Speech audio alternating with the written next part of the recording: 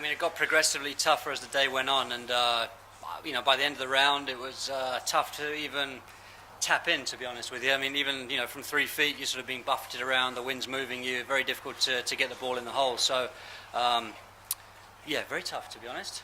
Yeah, greens were certainly oscillating. I mean, 18th green is the crustiest on the course too. I think it's maybe just exposed, and the wind whips across it. I had a 7-foot putt there that I try to make a good stroke and leave it into the hands of the gods, because it was that blowy out there that, I mean, the smallest little wind gust moves the ball, and I actually hit a good putt. I looked up with a foot to go, and I thought that's tracking in the middle, and it just sniped to the left, which, I didn't see that sort of slope there. So very, very difficult. I think you just need to keep your head down, put as good a stroke on it as you can. Yeah, 7 was a really tough pin. I made birdie there, luckily. I mean, I hit the perfect shot. I landed it in the upslope, and it just popped up and stayed sort of about 10 feet from the hole. But if I landed another yard, I'm through the green in the sand.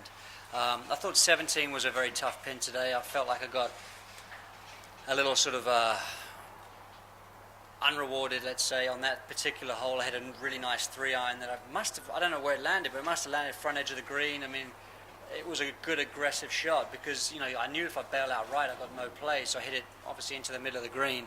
The ball just, I guess, trickled through the back and ended up making 6. So at that point in the round, I felt, it didn't obviously concern me walking to 18. I'm in the golf tournament, but that was one really, really tricky pin. And, no matter where you left it, you had huge crowns that were protecting the flagstick. Yeah, whether I'm in 1 or 2 shots, it doesn't really make much difference going into tomorrow. I mean, especially I hear the wind's going to switch and blow just as hard. So whoever literally stands up is, the last man standing could win the golf tournament. So I think it's going to be a battle.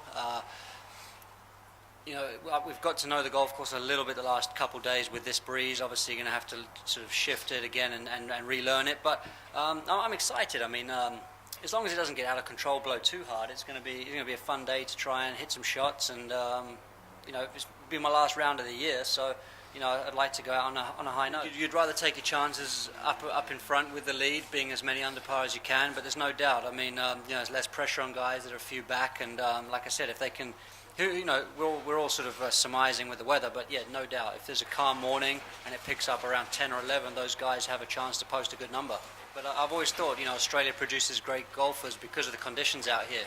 You can't get away with much. I mean, when the wind blows like that, you need to really know what you're doing out on the golf course, and especially when the surfaces get firm and fast, it also tests your short game. So I think the Aussie boys will be well equipped. I think that I've been in contention quite a lot this year for sure, and I'm beginning to feel comfortable with it and enjoy it, relish it. So those are good feelings. We all want that feeling, but there's definitely a difference between really enjoying it and just trying to deal with it.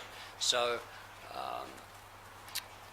Yeah, I mean, listen, obviously there's a lot of class players in this field, a lot of home court advantage, a lot of Australian guys who are maybe more familiar with these sorts of conditions. But, I've got to definitely feel good about my chances. The first 3 days are all about putting yourself in position to have a good chance, and I think that's exactly what I've done.